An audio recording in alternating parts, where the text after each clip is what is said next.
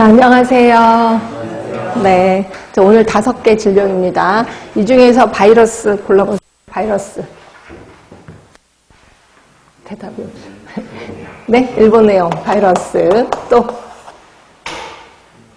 인플루엔자는 독감이라고 얘기하죠. 그럼 독감 당연히 바이러스입니다. 또 하나. 수도. 네, 바이러스입니다. 그러니까 바이러스는 항상 골라내는 연습을 좀 하시는 게 좋습니다. 자, 그 다음에 이제 수두 같은 경우는 요새 뭐 선전에서도 나오더라고요. 어렸을 때 수두를 알았다면 나중에 나이가 들면 뭐가 걸린다? 몰라요? 뭐가 걸린다고 막 그랬는데 TV 선전에서 되게 많이 나오던데. 그래서 본인도 예외가 될 수는 없습니다. 막 이런 거 있잖아요. 신경절을 따라서 물집 생기는 거. 대상포진이요. 그래서 대상포진. 그러니까 수두를 어렸을 때 걸렸을 때 잘 치료를 하지 않으면 수두 바이러스가 그 신경절에 숨어 있어요. 그리고 몸 상태가 아주 안 좋을 때 대상포진으로 나타난다. 이렇게 보시면 되고, 그 몸 상태가 아주 안 좋을 때가 언제인데, 뭐 노인기, 뭐 아니면 요새는 근데 되게 재밌는 게 고등학생한테도 대상포진이 나요. 그러니까 몸은 이미 노화가 됐다. 이렇게 생각하시면 됩니다. 그래서 하여튼 수두, 대상포진 같이 짝을 져서 외우시는 게 좋을 것 같고요. 바이러스이기 때문에 역시 치료 방법 없는 건 아실 거고, 그 다음에 이제 뭐 대증요법이다. 이렇게 좀 신경 써주시면 되고, 혹시 수두 예방접종이 있나요? 있죠. 우리 12개월 넘어가서 맞는 수두 일본 내용 기억하실 겁니다.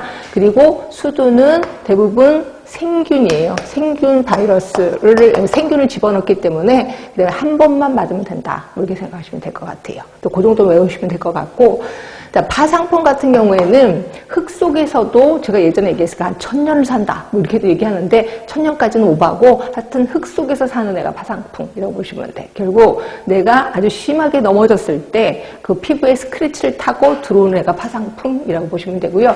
예전에는 해녀 환자들이 엄청 많았었습니다. 왜냐면 쓰레기를 두지다가 못에 찔리기도 하고 넘어지기도 해서 많이 걸리는데 이 파상풍 환자는 되게 특징적인 게 뭐냐면요. 테타니균이거든요. 그래서 얘가 몸을 뻣뻣하게 만들어요. 뻣뻣하게 만드는데 저는 이 파상풍 환자를 봤는데 되게 끔찍했었습니다.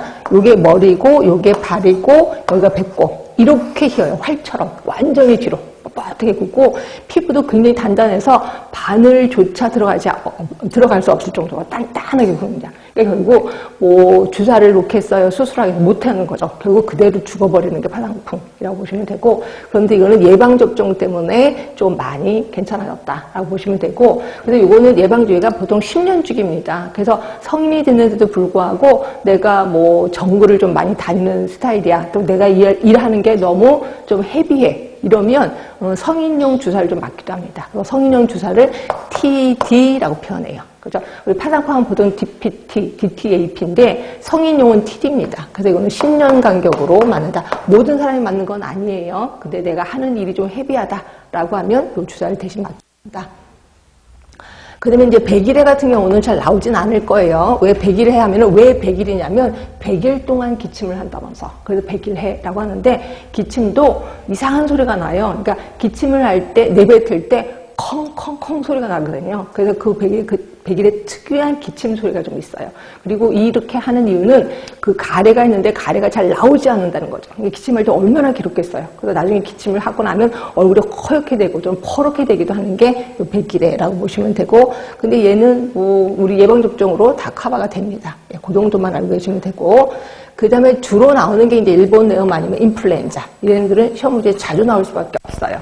우리 일본 내음은 예전에도 우리 기억하시죠? 돼지랑 같이 걸리는 거다. 그거를 누가 옮겨준다? 이 모기가 옮겨준다. 그럼 모기 이름 정도는 기억해 두시는 게 좋을 것 같아. 이따 책으로 보고 확인할 거고요. 당연히 바이러스 있기 때문에 치료 방법 없을 거고, 그 다음에 이제 독감, 인플루엔자 얘도 역시 바이러스이기 때문에 대증요법. 근데 혹시 독감 예방주, 그러니까 내가 A형 간염에 걸렸어. A형 독감에 걸렸어. 그죠? 그러면 혹시 격리하는 거 아세요? 격리? 네, 법으로는 격리를 합니다. 혹시 우리 강제격리 저번 주에 배웠었는데 기억하세요? 몰라요? 세장이 골장파, 그 다음에 홍역결핵, 그 다음이 성수가 폴리오에 걸렸다. 예, 거기서 A형 독감이 있잖아요. 독감이 있잖아요. 그치? 그래서 요거는, 그건 A형 아니구나.